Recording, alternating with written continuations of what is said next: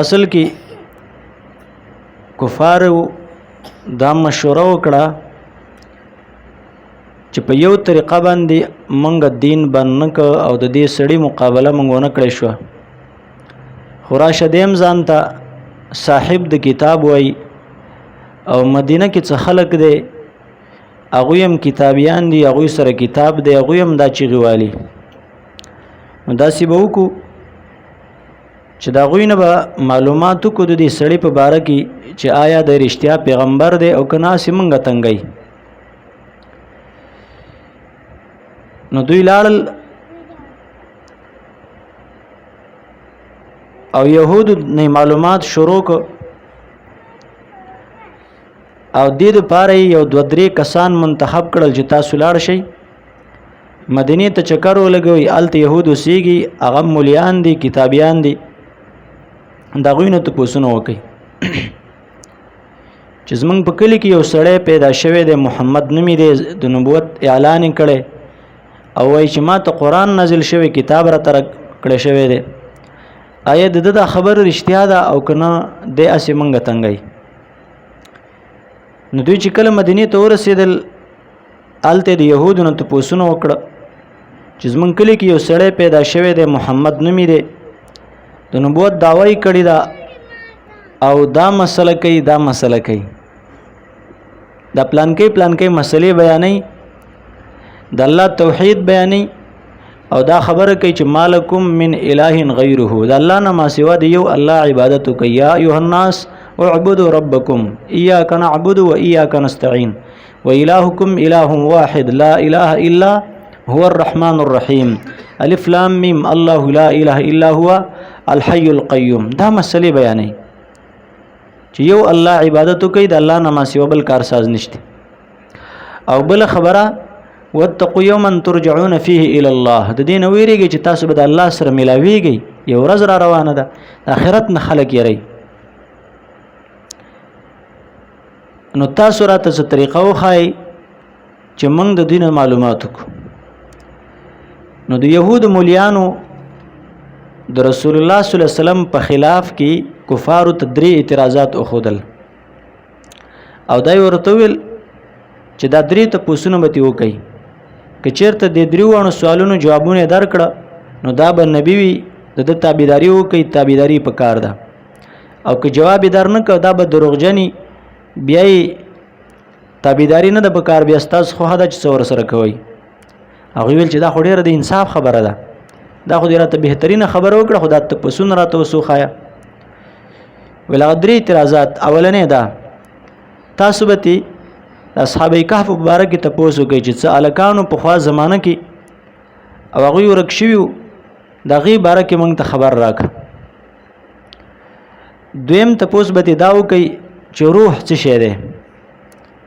د انسان په دې بدن کې چې کم روح دی دا څه شی دی. کوم زیات تفصیل وک بیا هم دروغجن دی، پیغمبر نه دی، ځکه چې دی بیا رضانه خبري کوي، او که بالکل ویل چې نیم تی خبر بیا هم پیغمبر نه دی، دروغجن دی. خو که چیرته اجمالی خبره وکړه مختصر 2 ټکه کې پوه شه دا پیغمبر دی، خبره منل پکار دی. او دریم تپوس دا چې دا ورته وي چې په خوا زمانه کې یو باچا تیر شوی دی، هغه د ټولي دنیا سفرې کړې دي، د مشرق سفرې کړې، د مغرب سفرې کړې، د شمال او د جنوب سفرونه کړي. مطلب د سلطان سکندر ذوالقرنین تپوس ته وکي. مشرکین ول چې دا خو آسان سوالونه دي. مشرکین رالل مکې ته واپس چرالل، يهود ورته اعتراضات خودلیو چې موږ به وزداد ته پوسونه کوو. چې کله رالل رسول الله صلی الله علیه وسلم را طلب ک چې تراشه زموږ مجلس ته سره زموږ کار دی. نبی رسول الله کی دا عادت چې چا به ورته خبر وکړه چې تراشه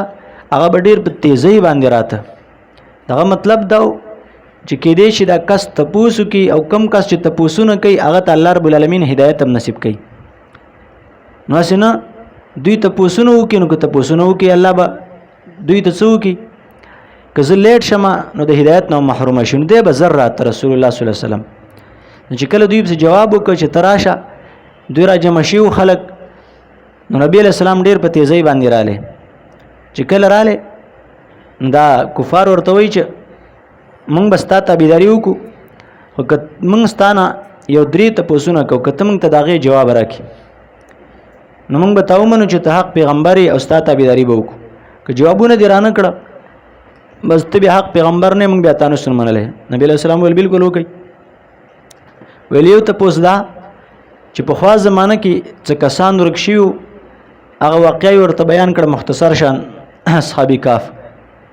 ویل هغه کسان څوک او ولې ورک شوي وو د هغې واقعه راته بیان کړه دویم د انسان دی بدن کې چې کم روح دی دا څه شی دی او دریم د ذوالقرنین باره کې تپوس وکړه چې دا باچا څوک و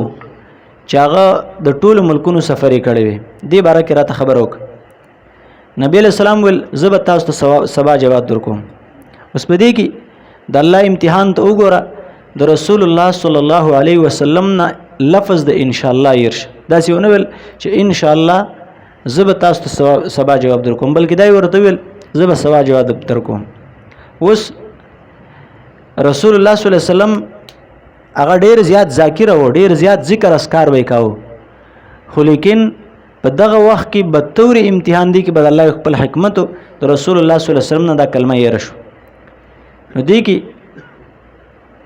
چې کله دا مسله یې راشو نبی علیہ السلام خدا ګمانو چې زه سبا له وحی کېږي زه به دې ته جواب ورکوم ځکه نبی علیہ السلام ته د علم خو نور دی خبرو دا خو موږ ته ځکه علم راغلی دی چې موږ ته قرآن پروت دی مخې ته چې قرآن نه وي نو موږ ته به خبرې معلومې وي موږ نوح علیہ السلام څه پیژان موږ صالح علیہ السلام څه پیژان موږ د لوط علیہ السلام قوم څه پیژان چې دوی کوم عمل کړو شعیب علیہ السلام قوم موږ څه پیژان د فرعون راته څه پته فرعون موږ څه پیژان دي موږ عادیان سمودیان څه پیژان د موږ د موسی علیہ السلام لخکری دا څه پیژان دي دا موږ ته څه پته چې بنی اسرائیل مشران الله خنزران او شادوغان جوړ کړ دا تاریخ موږ ته قرآن کې پروت دی قرآن نو راغلی رسول الله صلی الله علیه وسلم تم دا علم نو کفارو تم دا پته نه و هغه ورته تپوسونه وکړل خلک داسې ناشنا تپوسونه شوي دي هغه رالل هغه تپوسونه د رسول الله نه کوي نبی علیہ السلام دا ګمان سار به وخی راشي الله شان ته وګوره سار و حیرانله دویم ورځ رانله دریم رانله څلورمه پنځمه بعضی روایتونو کې راځي چې څلوي خورځي پر رسول الله و حیرانله رسول الله صلی الله علیه وسلم ډیر زیات غمجن ډیر زیات بخپاو اوس دې ته وګوره رسول الله صلی الله علیه وسلم باندې څلوي خورځي وحي صرف د لفظ د ان شاء الله د وجه ناراضي الله رب العزت چاته بالکل نه محتاج ولی امکان شته کدي مسړو ته دا خبره جواب ډایرکټ ملاو شوی کې د شې ایمان راوړې والله تر چا ایمان مطلوب نه دی الله ته حق مطلوب دی چې سړی په حق روان دی حق ته مطلوب دی الله رب العالمین ته ایمانداری مطلوب ده نو الله رب العالمین څلوي خورځي پر رسول الله صلی الله علیه وسلم باندې وحی بند کړ څلوي خورځي رسول الله ته وحی رانله نو الله چاته محتاج نه دی مونږ به الله ته محتاج یو که الله چاته محتاج د اولنې دور دی الله به ډایرکټ وحی را لېږلی وي الله یې پروا نه ساتي نبی علیہ السلام ډیر زیات پریشان شي مشرکین له جوړ شو ولوګور کنه ویل عجیب ته پوسونه موکړه ولا که مونږ آلته نه ویتلی دا ته پوسونه مونږ ته چا خودلې او که دا مونږ نه ویتلی مونږ بدن چا بیغمه کولې او ته وګوره په آرام شپې وستېرو ایلاتی په آرام کېناست او خنداګانې وسی کولې او دا به ویل قد ودعه شیطانه وګوره کنه شیطانم خپل شیطانم څه کوزه پریو به شیطان کې ناسته هغه مور الله تور کړه او پری خوسته خنداګانې مې کولې الله رب العزت سورې زوحا نازل کړه دی وخت چې کله دی ویل قد ودعه شیطانه شیطان د ملګرتیا کړی و اخر کې نیمه لار کې هغه پری خوستې لاړې هغه څه کدی رسواک الله آیت سورې دوحه راولې غلا والضحى والليل اذا سجى ما ودعك ربك وما قلى نه ته چریم الله رب العزت نه پرېخه تا چریم نه پریدي نه بدینا مراد پریدي او ته د الله هغه شان محبوبي لکه څنګه چې مخکینه محبوبي تاسو الله رب العالمین چریم وما قلا ای وما قلاک تاسو الله چری بو اس کړي سره نه دی نه در سره کوي دغه خپل حکمتونه دي نو دې صورت کې الله بیا شان د رسول الله صلی الله علیه وسلم راولېږي چې ستا کم شان دی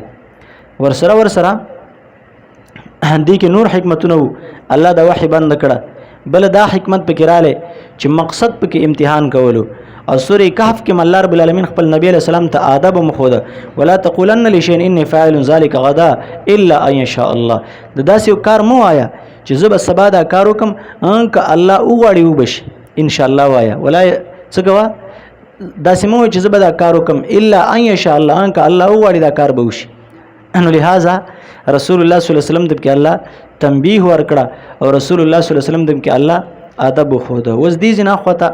یو بل مسله چې ګوره ان شاء الله ویل په احادیثو کې دې څومره تذکره راغلی ده او یو واقعیا ده بل یو واقعیا په احادیثو کې د سليمان علیه السلام راغلی ده چې لفظ ان شاء الله تیر شو نو ان شاء الله آینده کې به وایو.